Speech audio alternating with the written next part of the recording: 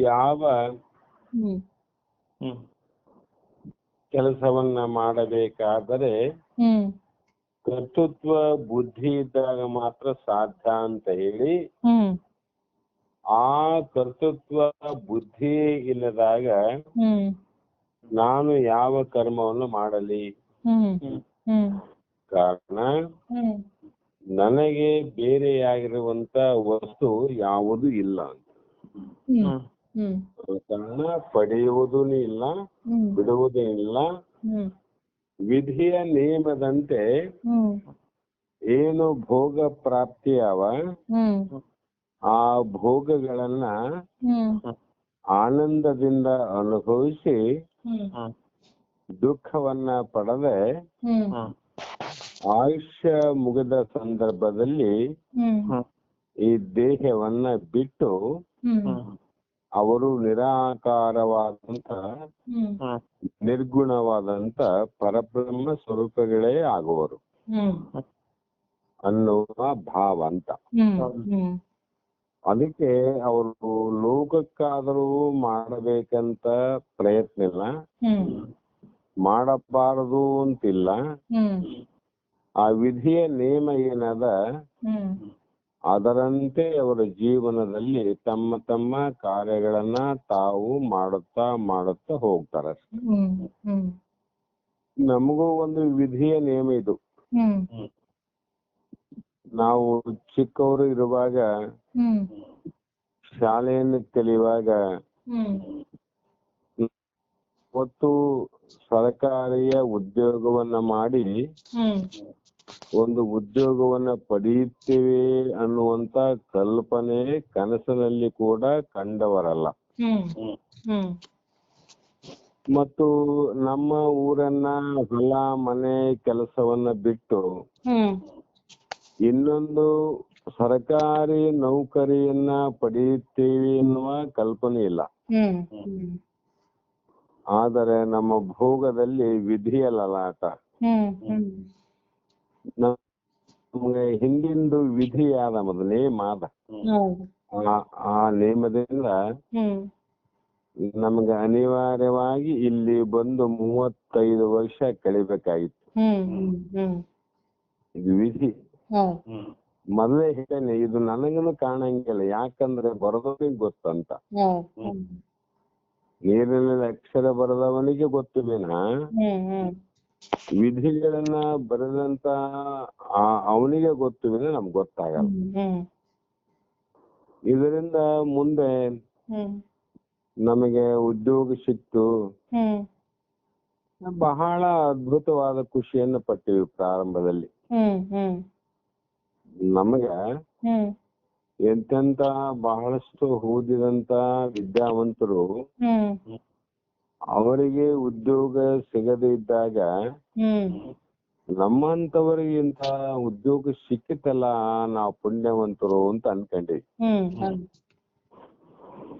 ಅಷ್ಟ ಸ್ವಲ್ಪ ದಿನ ಕಾಲ ಕಳೆಯೋದ್ರೊಳಗಾಗಿ ನಮ್ಮ ವಿಧಿಯ ನಿಯಮ ಏನಾದಂದ್ರೆ ಬಹಳಷ್ಟು ಸಂಸಾರದ ಕಡೆ ಲಕ್ಷ್ಯವನ್ನ ಕೊಡದೆ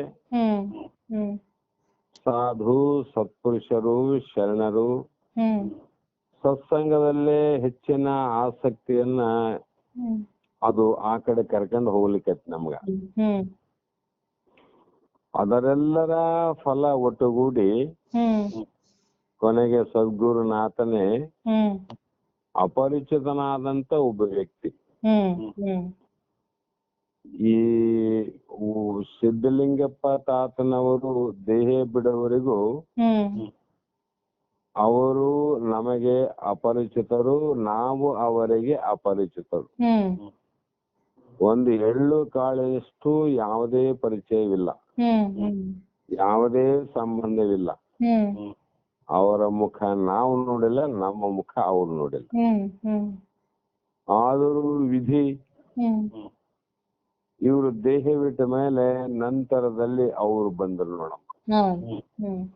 ಬಂದು 8 ವರ್ಷ ನಮಗೆ ಆತ್ಮಜ್ಞಾನವನ್ನ ಆತ್ಮ ಲಾಭವನ್ನ ಕಷ್ಟ ಕಾಲದಲ್ಲಿ ಸುಖವಾಗಿರುವಂತ ಕಲೆಯನ್ನ ಕಲಿಸಿದಂತ ಪುಣ್ಯಾತ್ಮರು ಹ್ಮ್ ಹ್ಮ್ ಬಸವಾನಂದ ದೇವರಂತ. ಹೌದು. ನಮಗೆ ಅಷ್ಟಕ್ಕೆ ನಮ್ಮ ಹೊಟ್ಟೆ ತುಂಬೇಗಿತ್ತು, ಹ್ಮ್ ನೆತ್ತಿ ತುಂಬೇಗಿತ್ತು, ಹ್ಮ್ ಸಾಕು ಜೀವನ ಸಾರ್ಥಕ ಆಯ್ತು ಅಂತಕ್ಕಂತ ಭಾವದಲ್ಲಿ ಇದ್ದವರು. ಹ್ಮ್ ಹ್ಮ್ ಅವರು ದೇಹ ಬಿಟ್ಟ ದಿನ ಹ್ಮ್ ಜೂನ್ 26, 2008 ಗುರುವಾರ ಹ್ಮ್ ಹ್ಮ್ ಸಾಯಂಕಾಲ ದೇಹ ಬಿಟ್ಟಾಗ ಹ್ಮ್ ಅವರ ಪಾರ್ಥಿವ ಸ್ಥೂಲವಾದ ಶರೀರ ಬೆಳತಾನ ಇಲ್ಲೇ ಇದ್ದು ಹ್ಮ್ ನೇಮದ ಪ್ರಕಾರ ಭಜನೆ ಗಿಜನೆ ಮಾಡಿ ಹ್ಮ್ ಬೆಳಿಗ್ಗೆ ಮತ್ತು ನಾವು ನೀರ್ಮಾನಿ ಮಠಕ್ಕೆ ಹ್ಮ್ ಪಾರ್ಥಿವ ಶರೀರವನ್ನ ಅಲ್ಲಿಗೆ ತಗೊಂಡೋದ್ವಿ. ಹ್ಮ್ ಕಾರಣ ಅಂತಿಮ ಸಂಸ್ಕಾರ ಅಲ್ಲೇ ಮಾಡ್ಬೇಕಂತ ಹ್ಮ್ 6 ತಿಂಗಳ ಮೊದಲೇ ಹ್ಮ್ ಗುರುಗಳಿಗೆ ಗೊತ್ತಿಲ್ಲದಂತೆ ಹ್ಮ್ ಪೂರ್ವದಲ್ಲೇ ಒಂದು ಸಮಾಧಿಯನ್ನ ನಿರ್ಮಾಣ ಮಾಡಿದ್ದೀವಿ. ಹ್ಮ್ ಹ್ಮ್ ಅದು ಯಾವ ಸ್ಥಳ ಅಂದ್ರೆ ಹ್ಮ್ ನಿರ್ಮಾಣಿ ಮಠದಲ್ಲಿ ಗುಡಿಯ ಒಳಗಡೆ ಬಸವಾನಂದರ ಮೂರ್ತಿ ಏನಿದೆಲ್ಲಮ್ಮ, ಹೌದು. ಆ ಮೂರ್ತಿಯ ಕೆಳಗಡೆನೆ ಅವರ ಪಾರ್ಥಿವ ಶರೀರ. ಹೌದು. ಅಲ್ಲೇನೆ ನಾವು ಮೊದಲು ಒಂದು ಪೂರ್ವ ಯೋಜನೆ ಮಾಡಿದ್ದೀವಿ. ಅದೇನೋ ಅದು ಒಂದು ಸಂಕಲ್ಪ ಅಷ್ಟೇ. ನಾನು ಯಾಕೆ ಹೇಳ್ಕೊಳ್ತೀನಿ ಅಂದ್ರೆ, ಇಷ್ಟು ಕೃತಾರ್ಥರಾದೇವಿ ಗುರುನಾಥ ಇಷ್ಟು ಧನ್ಯರನ್ನಾಗಿ ಮಾಡಿದ ನಮ್ಮನ್ನ, ಜೀವನ ಸಾರ್ಥಕ ಆಯಿತು ಅನ್ನುವಂತ ಒಂದು ಖುಷಿ. ಆ ಕ್ಷಣದಲ್ಲಿ ಮಹಾತ್ಮರು ನಮ್ಮನ್ನ ಬಿಟ್ಟು ಮರೆಯಾದಲ್ಲ ಅನ್ನೋ ಒಂದು ಕಡೆ ದುಃಖ. ಅದು ಬಹಳ ಸಮತ್ವ ಭಾವದಿಂದ ಸ್ವೀಕಾರ ಮಾಡಿದ್ದೀವಿ. ದುಃಖ ಬಂದಾಗ ಅನ್ಕಂತಿದ್ವಿ ಭಗವಂತ ನಾವೆಲ್ಲರೂ ಸಾವಿಲ್ಲದ ಸರ್ದಾರರು, ನಾವು ಸಾಯೋದಿಲ್ಲ ಅಂದಾಗ ನಮ್ ಗುರು ಸತ್ತು ಹೋದ್ರು ಅಂತ ಅನ್ನಬಾರದು ಅಂತಕ್ಕಂತ ಒಂದು ಧೈರ್ಯ ಬರ್ತಿತ್ತು. ಇನ್ನೊಂದು ಕಡೆ ಇನ್ನೂ ಸ್ವಲ್ಪ ವರ್ಷ ಇದ್ರೆ ಅನುಕೂಲ ಆಗ್ತಿತ್ತು ಅಂತಕ್ಕಂತ ಭಾವ ಇತ್ತು. ಅಷ್ಟೊತ್ತಿಗೆ 8-10 ವರ್ಷದ ಶಾಸ್ತ್ರಜ್ಞಾನದಿಂದ ನಮಗೂ ಸ್ವಲ್ಪ ಅನುಭವ ಆಗಿತ್ತು. ಕೃತಾರ್ಥರಾದೇವು ಅಂತ ಇನ್ನ ವಿಧಿ ಋಣಾನು ಸಂಬಂಧ ಅವರಿಗೆ ನಮ್ದು ಸ್ಥೂಲವಾಗಿ ಮುಗಿತು, ಆಕಾರದಲ್ಲಿ ಮರೆಯಾಯಿತು, ನಿರಾಕಾರವಾಗಿ ಯಾವಾಗಲೂ ಎಲ್ಲರ ಹೃದಯದಲ್ಲಿ ಇರ್ತಕ್ಕಂಥ ಪರಮಾತ್ಮರು ಅಂತ ಸಮಾಧಾನ ಆಯ್ತು. ಆ ಕೊನೆಯ ಕ್ಷಣದಲ್ಲಿ 4-5 ಮಠದವರು ಅಲ್ಲಿ ಬಹಳ ಬಂದಿದ್ರಮ್ಮ. ನಾವು ತಾತನ ಅಂತಿಮ ಸಂಸ್ಕಾರದ ಪ್ರಯತ್ನದಲ್ಲಿ ವ್ಯವಸ್ಥೆಯನ್ನು ಮಾಡ್ಲಿಕ್ಕತ್ತಿದ್ದೆ. ಅಷ್ಟರೊಳಗಾಗಿ ಎಲ್ಲ ಇದಕ್ಕೆ ನಮ್ಮ ಬಹುಶಃ RK ಸುರೇಶ್ ಸರ್ ಅವರು, ಸರಳಾ ಮೇಡಮ್ ಅವರು, ಈ ನಮ್ಮ ಬಳಗದಲ್ಲಿ ಅತ್ಯಂತ ನಮ್ಮನ್ನ ಸಮೀಪದಿಂದ ಕಂಡವರು ಆ ದಂಪತಿಗಳು. ಅವ್ರಿಗಿಷ್ಟು ದುಃಖ ಆಯ್ತಮ್ಮಂದ್ರೆ, ನಮ್ಮ ಸುರೇಶ್ ಸರ್ ಅವರು ದುಃಖ ಪಡುವುದನ್ನ ನೋಡಿದ್ರೆ ಅವರು ತಮ್ಮ ಜೀವಮಾನದಲ್ಲೇ ಎಂಥ ಕಷ್ಟ ಬಂದ್ರು ಕೂಡ ಅಂಥ ಅಳುವನ್ನ ನಾನು ನೋಡಿಲ್ಲ ಅಂತ ಅನಿಸ್ತಾವ. ಸಣ್ಣ ಮಗು ಆತಂಗ ಅಷ್ಟು ದುಃಖ ಅವರಲ್ಲಿ ಕೂಡಿತ್ತು ಆ ಕ್ಷಣದಲ್ಲಿ. ನಾವು ಆ ಕಡೆ ಈ ಕಡೆ ನೋಡ್ತಮ್ಮ, ಅಷ್ಟರೊಳಗೆ ಎಲ್ಲರೂ ತೀರ್ಮಾನಕ್ಕೆ ಬಂದಾರ ಈ ತಾತನ ದೇಹವನ್ನ ನಾವು ಅಂತಿಮ ಸಂಸ್ಕಾರ ಮಾಡ್ಬೇಕಾಗಿತ್ತಂದ್ರೆ ಅವರ ನಂತರದಲ್ಲಿ ಆ ಮಠಕ್ಕೆ ಯಾರಾದ್ರೂ ಒಬ್ಬ ಅಧಿಕಾರಿಯನ್ನ ನೇಮ ಮಾಡುವುದಂತದ್ದು ಮೊದಲಿಂದ ಬಂದದ್ದು. ಆ ವಿಷಯ ನಮ್ಗೆ ಗೊತ್ತಿಲ್ಲಮ್ಮ. ನಾವು ಸಾಮಾಜಿಕವಾಗಿ ಲೌಕಿಕರು ತೀರಿದಾಗ ಹಿರಿಯರ ತಲೆಯ ಮೇಲಿರ್ತಕ್ಕಂತ ವಸ್ತ್ರವನ್ನ ಹಿರಿಯ ಮಗನ ಮೇಲೆ ಇಡೋದು ನೋಡಿದ್ ನಾನು. ಆದ್ರೆ ಮಠಾಧೀಶರ ಒಂದು ಕಿರೀಟ ಅಂತ, ಅದು ಕಿರೀಟ ಇದ್ದಂಗೆ ಅದು. ಅದನ್ನ ಇನ್ನೊಬ್ಬರಿಗೆ ಇಡಬೇಕಾಗಿತ್ತು ಅಂತ ಮಾತಾಡೋದನ್ನು ಕೇಳಿದ್ದೆ. ಆದ್ರೆ ಅಲ್ಲಿ ನಮ್ಮ ಮನೆ ದೇಹ ಬಿಟ್ಟಂತ ಯಲ್ಲಪ್ಪಣ್ಣ, ಅದಕ್ಕಿಂತ 4 ಮಂದಿ 5 ಮಂದಿ ಶಾಸ್ತ್ರ ಹೇಳ್ತಕ್ಕಂತ ಹಿರಿಯರು, ಬಹಳಷ್ಟು ಭದ್ರವಾಗಿ ಶಾಸ್ತ್ರಜ್ಞಾನವನ್ನ ಪಡೆದವರು ಎಲ್ಲರೂ ಇದ್ದರೂ ಕೂಡ ಅವರೆಲ್ಲರೂ ಕುರಿತು ಒಂದು ಕಡೆ ಮೂಲೆಯಲ್ಲಿ ಕುಂತು ಒಂದು ಕಾಗದದ ಬರವಣಿಗೆಯನ್ನು ಬರೆದು ಈ ಅಧಿಕಾರವನ್ನ ನಮಗೇ ಕೊಡಬೇಕು, ಅವರೇ ಸ್ವೀಕಾರ ಮಾಡ್ಬೇಕಂತ ನಿರ್ಣಯ ಮಾಡ್ಬಿಟ್ರಮ್ಮ ಅವ್ರು. ನಮ್ಗೆ ಗೊತ್ತಿಲ್ಲ ಅದು. ನಂತರದಲ್ಲಿ ಅವರು ನನಗೆ ಕೊನೆ ಗಳಿಗೆಯಲ್ಲಿ ಕೇಳಿದ್ರು, ಈ ತರ ದೈವದಿಂದ ದೈವ ಎಲ್ಲರೂ ಕೂಡಿ ಹಿರಿಯರೆಲ್ಲರೂ 5 ಮಠದವರು ಸೇರಿ ಈ ನಿರ್ಣಯವನ್ನ ಮಾಡಿದ್ರೆ ಯಾವುದೇ ಕಾರಣಕ್ಕ ನೀವು ನಿರಾಕಾರ ಮಾಡಬಾರದು, ಮೊದಲೇ ಕಂಡೀಷನ್ ಹಾಕ್ಬಿಟ್ರಮ್ಮ. ನನಗೆ ಆಶ್ಚರ್ಯವೇ ಆಶ್ಚರ್ಯಮ್ಮ. ನಾವು ಇದಕ್ಕಾಗಿ ಗುರುಗಳಿಂದ ಶಾಸ್ತ್ರವನ್ನು ಕೇಳಿದವರಲ್ಲ, ಗುರುವಿನ ತರುವಾಯ ಗುರು ಆಗಬೇಕು ಅನ್ನುವಂತ ಕಲ್ಪನೆಯೂ ಕಂಡವರಲ್ಲ. ಅದರ ಆಸೆ ಆಪೇಕ್ಷೆ ಅನ್ನುವಂಥದ್ದು ಒಂದು ಕೂದಲಿನಷ್ಟು ನಮ್ಮ ಮನಸ್ಸಿನಲ್ಲಿ ಬಂದು ಹೋಗಿಲ್ಲ. ನನಗೂ ಕೂಡ ಎಲ್ಲರಂತೆ ಒಂದು ಭಾವ, ಒಬ್ಬ ಒಳ್ಳೆ ವ್ಯಕ್ತಿಗೆ ಇದನ್ನ ಮಟ್ಟದಲ್ಲಿ ಜನ ಇದ್ದಾರೆ, ಯಾರಿಗಾದರೂ ಜವಾಬ್ದಾರಿ ವಹಿಸಲಿ ಅಂತಕ್ಕಂತ ಭಾವ ಎಲ್ಲರಿಗಿದ್ದಂತೆ ನನ್ನಲ್ಲಿ ಕೂಡ ಇತ್ತು. ಅದು ಇಲ್ಲ ಅಂತಲ್ಲ, ಅವ್ರಿಗೆ ವಹಿಸ್ಲಿ. ಆದ್ರೆ ನನ್ನ ಏನು ಭಾವ ಇತ್ತು ಅದು ವಿರುದ್ಧವಾಗಿ ನನ್ನ ತಲೆ ಮೇಲೆ ಬಂದ್ ಕುಂತು. ಅದೆಲ್ಲರೂ ಆ ಕ್ಷಣದಲ್ಲಿ ಬಹಳ ಯೋಚನೆ ಮಾಡಕ್ ಸಮಯ ಇಲ್ಲ, ಅಲ್ಲಿ ನ್ಯಾಯ ನಿಬಂಧನೆಗಳು ನಡೆಯುವುದಿಲ್ಲ. ಅದು ಸೂಕ್ಷ್ಮವಾಗಿ ಹೇಳಿದೆ, ನಾನು ಅದಕ್ಕೆ ಯೋಗ್ಯನಲ್ಲ. ಈ ಮಠದ ಅಧಿಕಾರಿ ಅಂದ್ರೆ ಆಸ್ತಿ ಅಂತಸ್ತಂತೂ ಏನಿದ್ದಿಲ್ಲ ನಮ್ಮಲ್ಲಿ. ಒಂದು ಸಣ್ಣ ಗುಡಿಸಲು ಬಿಟ್ರೆ, ಒಂದು ಸಣ್ಣ ಹಗ್ಗದಿಂದ ಹೆಣೆದಂತ ಒಂದು ಹೊರಸು ಬಿಟ್ರೆ, ತಾತನವರು ಮಲಗಲಿಕ್ಕೆ ಒಂದು ಹಾಸಿಗೆ ಬಿಟ್ರೆ ಹೆಚ್ಚಿನ ಯಾವುದೇ ವ್ಯವಸ್ಥೆ ಇಲ್ಲದಂತ ಒಂದು ಜಾಗ ಅದು.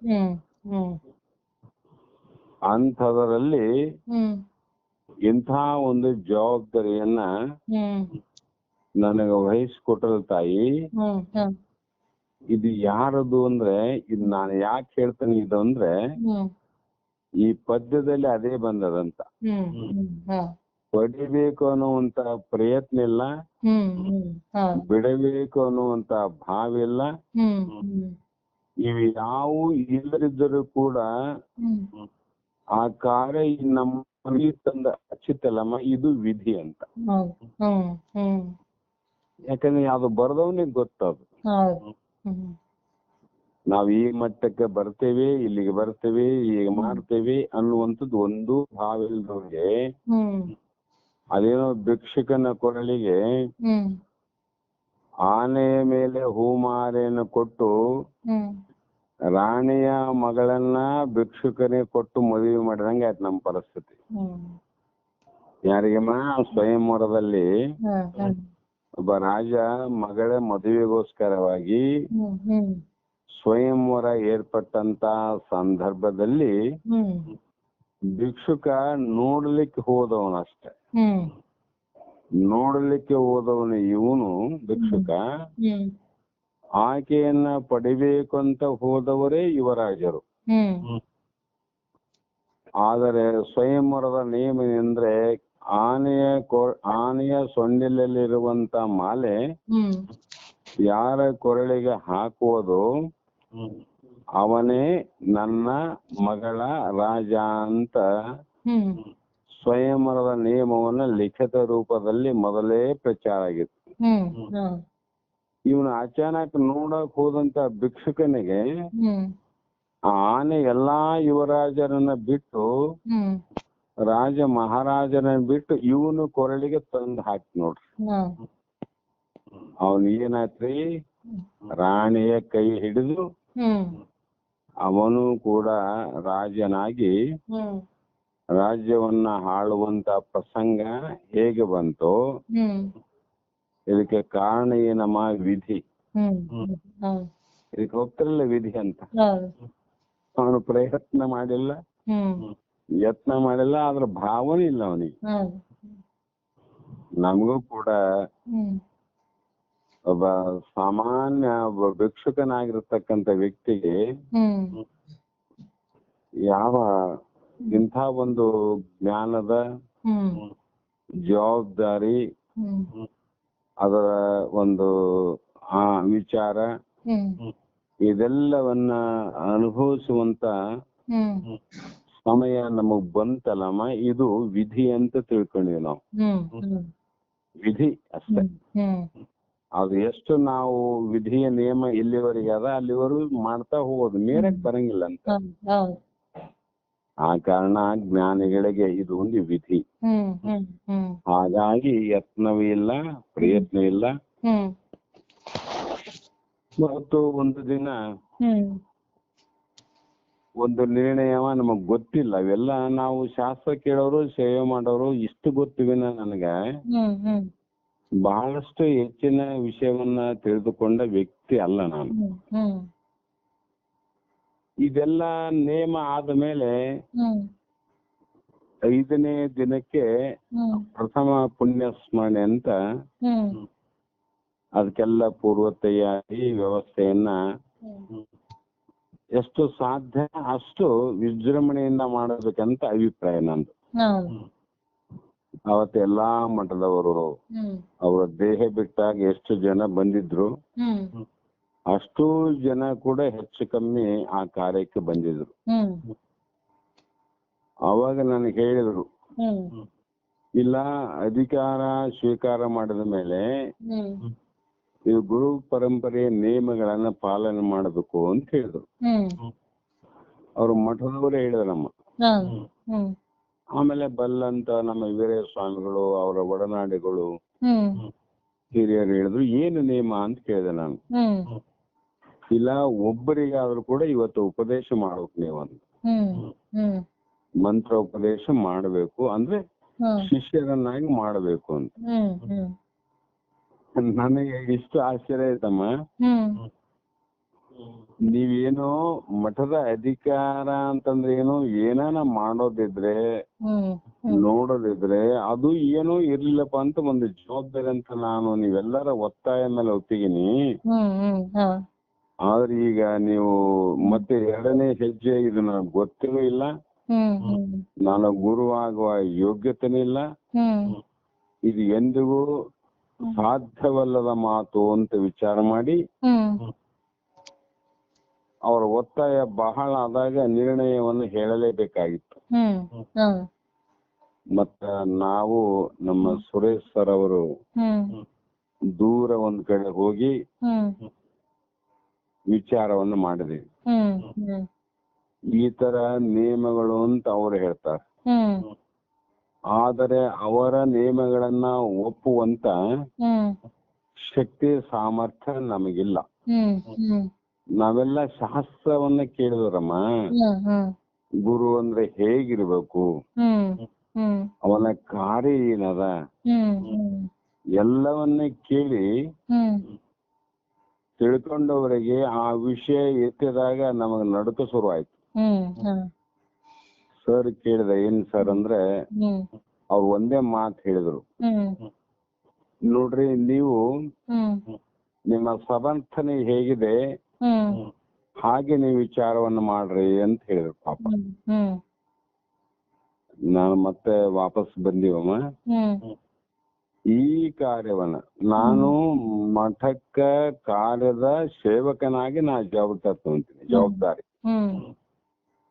ಇದಕ್ಕಮ್ಮ, ಮಠದ ಯಾವುದೇ ಕಾರ್ಯ ನಡೀಲಿ ಆ ಕಾರ್ಯದಲ್ಲಿ ಸೇವಕನಾಗಿ ನಾನು ಭಾಗಿಯಾಗುವ ಜವಾಬ್ದಾರಿಯನ್ನು ತಗೊಂತೀನಿ. ಗುರು ಆಗುವ ಜವಾಬ್ದಾರಿ ನಾನು ತೆಗೆದುಕೊಳ್ಳಲಿಕ್ಕೆ ಸಾಧ್ಯ ಇಲ್ಲ. ಬೇಕಾದ್ರೆ ಹಿರಿಯರು ನೀವಿದ್ದೀರಿ, ನೀವ್ ಯಾರಾದ್ರೂ ಕೂಡ ಒಬ್ಬ ಶಿಷ್ಯನಿಗೆ ಉಪದೇಶವನ್ನು ಮಾಡ್ರಿ, ನನ್ನಿಂದ ಸಾಧ್ಯ ಇಲ್ಲ ಅಂತ ಅದ್ ಬಿಟ್ಟ ಬಂದಿವಮ್ಮ. ಅದು ಬೇಡ ಅಂತೇಳಿ ಕಾರ್ಯಕ್ರಮ ಮಾಡಿದ್ವಿ, ಮತ್ತೆ ಬಂದ್ವಿ ವಾಪಸ್ ಬೇರೆ. ಆ ನಂತರ ಕೆಲವು ದಿನಗಳಲ್ಲಿ ತಾತನವರು ದೇಹವನ್ನು ಬಿಟ್ಟಾಗ 2 ವರ್ಷ ಆದ ಮೇಲೆ 1 ವರ್ಷ ಆದ ಮೇಲೆ ಬೆಂಡೆಗಂಬಳಿಯಲ್ಲಿ ಒಂದು ಮಠದ ಜಾಗವನ್ನ ಪೂಜೆ ಮಾಡ್ಲಿಕ್ಕೆ ಹೋದಿವಮ್ಮ. ಅವರೆಲ್ಲರೂ ಶಿಷ್ಯರು ಅಲ್ಲ, ಏನು ಭಕ್ತರು ಅಲ್ಲ. 2-3 ಸಲ ಬಂದಾರ, ತಾತನ ಬಾಯಿಂದ ಶಾಸ್ತ್ರ ಕೇಳ್ಯಾರಮ್ಮ.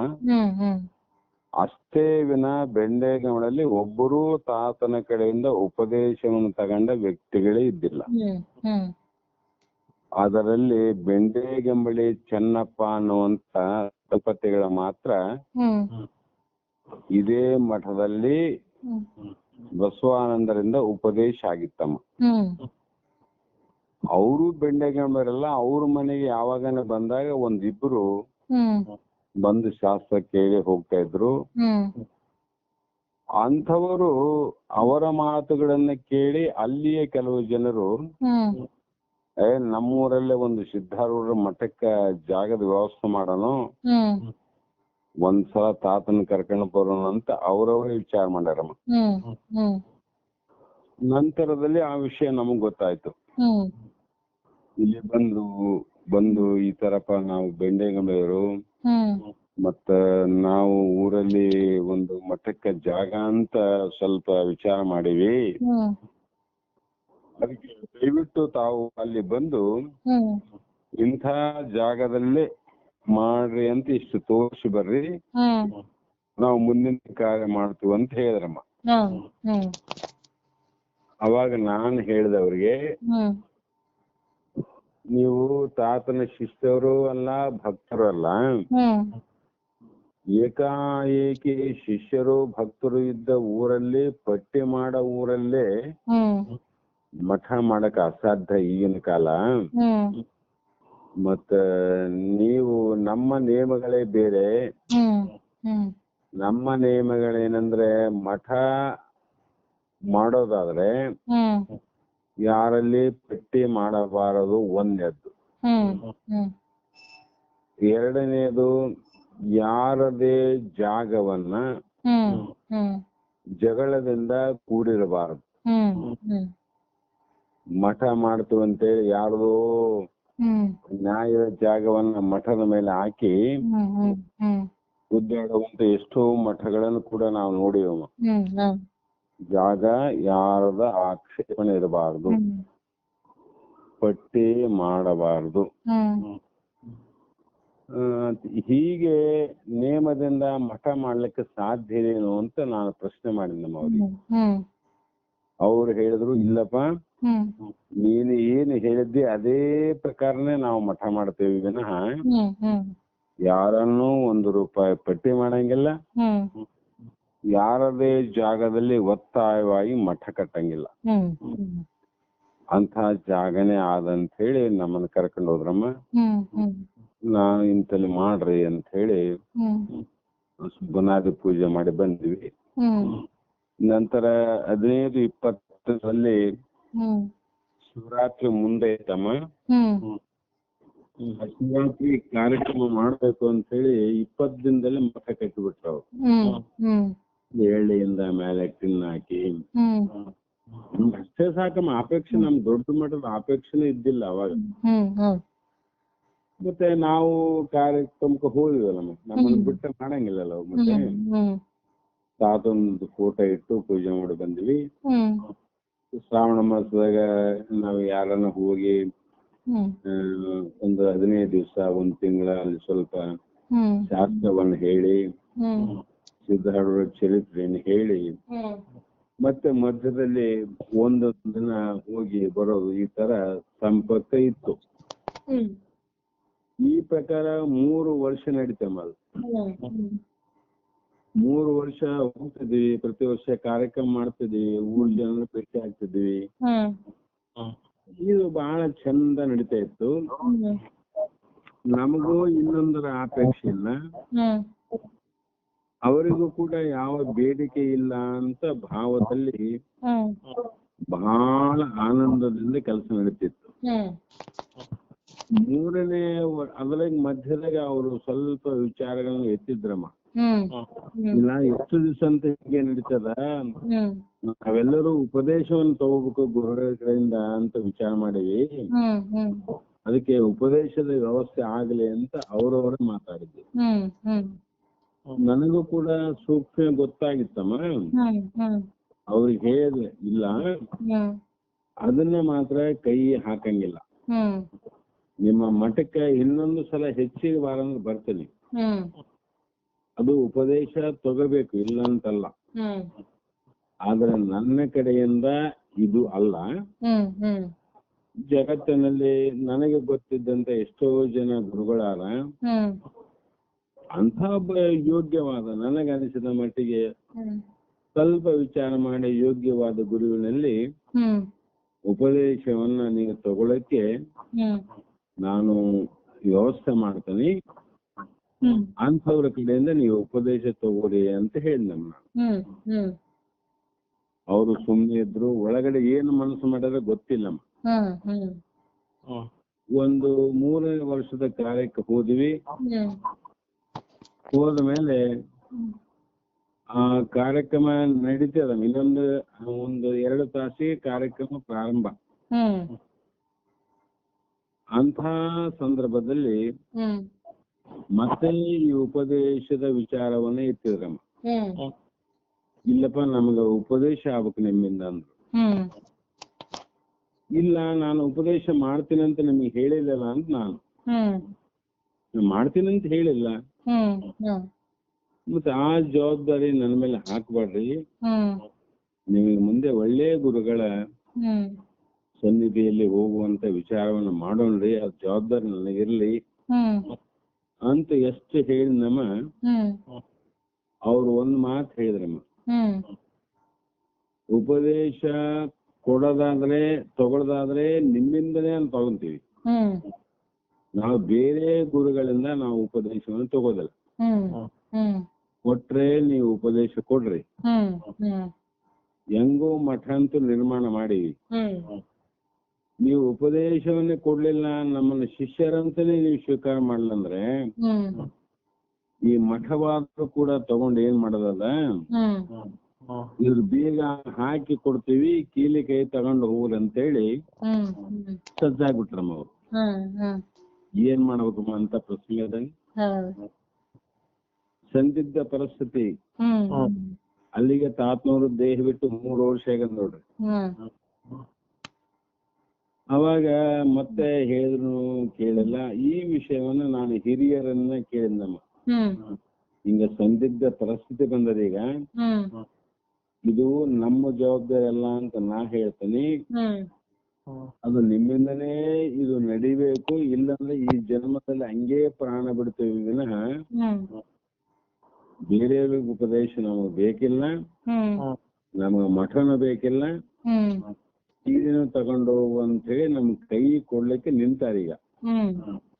ಏನ್ ಮಾಡ್ಬೇಕು ಅಂತ ಕೇಳಿದಾಗ ಬಹಳಷ್ಟು ಜನ, ಅಲ್ಲಪ್ಪ ಇಂಥ ಒಂದು ಕಾಲದಲ್ಲಿ ಶಿಷ್ಯರಾಗ್ಲಿ ಅನ್ನುವಂತ ಭಾವದಿಂದನೇ ಗುರುಗಳಾದವ್ರು ಬಹಳ ಮಂದಿ ಅರ. ನೀವಿಷ್ಟೆಲ್ಲ ಆದ್ರೂ ಇಷ್ಟು ಮಾಡಿ ಮಠ ಮೊದಲು ಮಾಡಿ ಗುರುಗಳು ದೇಹ ಬಿಟ್ಟರೆ ಅನಿವಾರ್ಯ. ಹಲೋ ಹಲೋ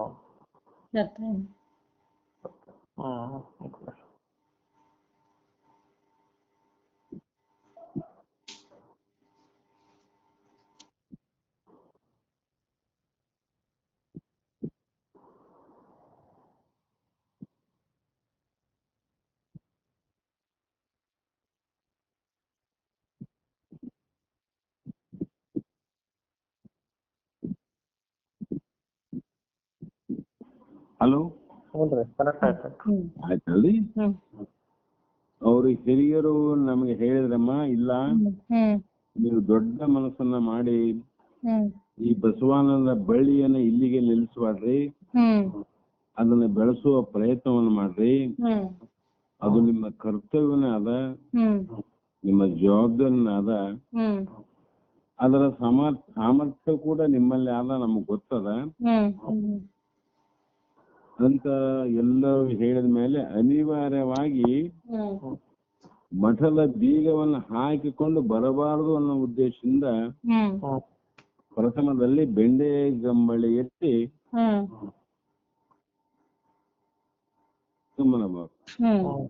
ಸ್ವಾಮಿಗಳು, ಆ ಸ್ವಾಮಿನೇ ನಮ್ಮ ಪ್ರಥಮ ಶಿಷ್ಯ. ನೋಡ್ರಿ ಹೆಂಗ ಜಗತ್ತಿನಲ್ಲಿ ಅವರಿಗೆ ನಾವು ಶಿಷ್ಯರು ಭಕ್ತರಂತೀವಿ, ಆ ವ್ಯಕ್ತಿನೇ ಮೊದಲ ಶಿಷ್ಯ. ಅವತ್ತಿನ ದಿನ ಒಂದು 11 12 ಜನ 15 ಜನ ಉಪದೇಶ ಆಶ್ರಮ.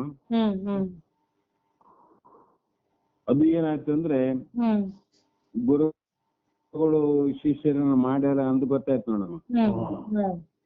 ಗೊತ್ತಾದ ವೇಳೆ ಮುಂದೆ ಅದು ಹೀಗೆ ಒತ್ತಾಯದಿಂದ ಪ್ರಾರಂಭ ಆಗಿ ಆಗಿ ಆಗಿ ನಿಮ್ಮ ಕಣ್ಣೆದುರಿಗೆ ಇಲ್ಲಿಗೆ ಬಂದು ನಿಂತದ. ಇದನ್ನ ಹೇಳೋ ಅವಶ್ಯಕತೆ ಇಲ್ಲ, ನಿಮ್ಗೆ ಗೊತ್ತಿದ್ದ ವಿಷಯ.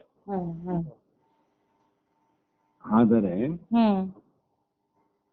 ನನ್ನ ಮನಸ್ಸಿನಲ್ಲಿ ಎಂದೋ ಇವು ಬಂದು ಹೋದಂತ ವಿಷಯಗಳಲ್ಲ. ಇದರ ಕರ್ತೃತ್ವ ಬುದ್ಧಿನೇ ನಮಗಿಲ್ಲ. ಆದರೂ ಕೂಡ ಇಲ್ಲಿ ಬಂದು ನಿಂತಿತ್ತಲ್ಲಮ್ಮ, ಇಲ್ಲಿವರೆಗೆ ಕರ್ಕೊಂಬಂದದ್ದು ಏನಂದ್ರೆ ಅದೊಂದು ವಿಧಿ ಅಂತ ಅಂದಾಗ ಆ ನಿಯಮವನ್ನು ನಾವು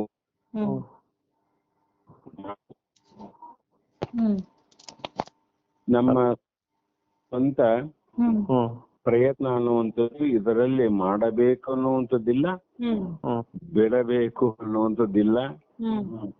ವಿಧಿಯ ನಿಯಮ ನಮ್ಮನ್ನು ಎಲ್ಲೆಲ್ಲಿಗೆ ಹಚ್ಚುತ್ತದ ಅಲ್ಲಿ ಅದನ್ನ ನಮ್ಮ ನಿಷ್ಠೆಯಿಂದ ಕರ್ತವ್ಯದಿಂದ ಸತ್ಯದಿಂದ ನಾವು ನಡೆಸಿಕೊಂಡು ಹೋಗ್ಬೇಕಷ್ಟೆ. ನಮ್ಮ ಗುರಿ ಮುಟ್ಟತಾನ ದೇಹ ರತ್ನ ಆ ವಿಧಿಯ ಅಧೀನದಲ್ಲೇ ನಾವು ಕಾಲವನ್ನು ಕಳಿಬೇಕಾಗಿತ್ತಾಯಿ.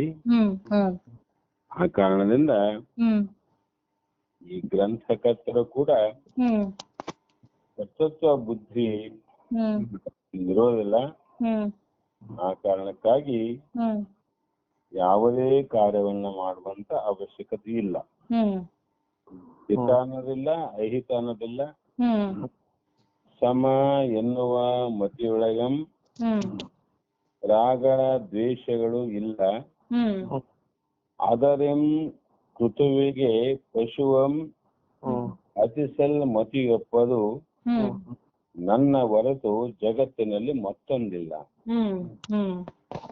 ಅದಕ್ಕಾಗಿ ಜ್ಞಾನಿಯಲ್ಲಿ ಹಿಂಗ ಮಾಡಬೇಕು ಬಿಡಬೇಕು ಅನ್ನೋದೇನಿಲ್ಲಮ್ಮ. ನೀರಿನಲ್ಲಿ ತುಂಡು ಹೊಳೆ ತುಂಬಿ ಹರಿಯುವಾಗ ದಡದಲ್ಲಿದ್ದಂತ ಕಟ್ಟಿಗೆ ನೀರಿನಲ್ಲಿ ಜಾರಿ ಬಿಡ್ತದ. ಆ ತುಂಡಿಗೆ ನೀರಿನಲ್ಲಿ ಬಿದ್ದಾಗ ಸ್ವತಂತ್ರತೆ ಇಲ್ಲ. ಕಾರಣ ಏನಂದ್ರೆ ನೀರು ಹೇಗೆ ಸೆಳವಿದೆಯೋ, ನೀರು ಯಾವ ದಿಕ್ಕಿಗೆ ಹರಿದುಕೊಂಡು ಹೋಗುತ್ತದೆಯೋ ಅದೇ ದಿಕ್ಕಿಗೆ ತುಂಡು ಹೋಗಬೇಕು ವಿನಃ ಅದು ಹೌದಿಲ್ಲಮ್ಮ. ನೀರ್ ಹೆಂಗೆ ಕರ್ಕೊಂಡು ಹೋಗ್ತದ ಹಂಗೆ ಹೋಗ್ತದ. ಹರಿಯುವ ನೀರಿನಲ್ಲಿ ಏನನ್ನ ಹಾಕ್ರಿ ನೀವು, ಅದ್ ನೀರ್ ಹೆಂಗ್ ಹೋಗ್ತದ ಹಂಗೇ ಹೋದಂಗತ್ತ. ಅದರಂತೆ ಜ್ಞಾನಿಗಳಾದ್ರೂ ಕೂಡ ಅವ್ರು ಹಿಂಗೇ ಹೋಗ್ಬೇಕು ಹಿಂಗೇ ಬಿಡ್ಬೇಕಂತ ಏನಿಲ್ಲ. ಸತ್ಕರ್ಮಗಳಲ್ಲಿ ಜ್ಞಾನದಲ್ಲಿ ಅದನ್ನ ಹಾಗೇ ಹೋಗಬೇಕು ವಿನಃ ಹೀಗೆ ಮಾಡಬೇಕು ಅನ್ನುವಂತ ಪ್ರಯತ್ನ ಇದಕ್ಕಿಲ್ಲ. ಹಾಗೆ ಜ್ಞಾನಿಗಳು ಅವ್ರಿಗೆ ಮಾಡಬೇಕು ಇಲ್ಲ ಬಿಡಬೇಕು ಸುಮ್ಮನೆ ನಡೀತಿರ್ತದ ನಮಗೆ. ಈಗ ನಾ ಹೇಳಿದ್ನಲ್ಲ ಇತಿಹಾಸ, ಈಗ ಪದ್ಯಕ್ಕೆ ಸಂಬಂಧ ಅದ. ಅದಕ್ಕೆ ನಮ್ಮದೇ ನಾವ್ ಹೇಳ್ಬಿಟ್ರೆ ಹೌದು. ಎಲ್ಲರಿಗೂ ನಿಮ್ಗ್ ಗೊತ್ತಾಗ್ತದೆ. ನಂತರ ಇದು ನಡೆದು ಬಂದ ಬಹುದೂರದ ದಾರಿ ಹೇಗೆ ಬಂದಿದೆ ಅನ್ನುವಂತ ಕೂಡ ಅರಿವಾಗ್ತದೆ. ಅದಕ್ಕಾಗಿ ಇದು ನಿಮಗೆ ಸ್ವಲ್ಪ ಮತ್ತೆ ನಾಳೆ 73ನೇ ಶ್ಲೋಕವನ್ನ ವಿಚಾರ ಮಾಡೋಣ ಅಂತಕ್ಕಂಥ ಮಾತನ್ನು ಹೇಳಿ ಇಲ್ಲಿಗೆ ಮಂಗಲವನ್ನ ಹೇಳೋಣ. ನಮಸ್ಕಾರ. ನಮಸ್ಕಾರ.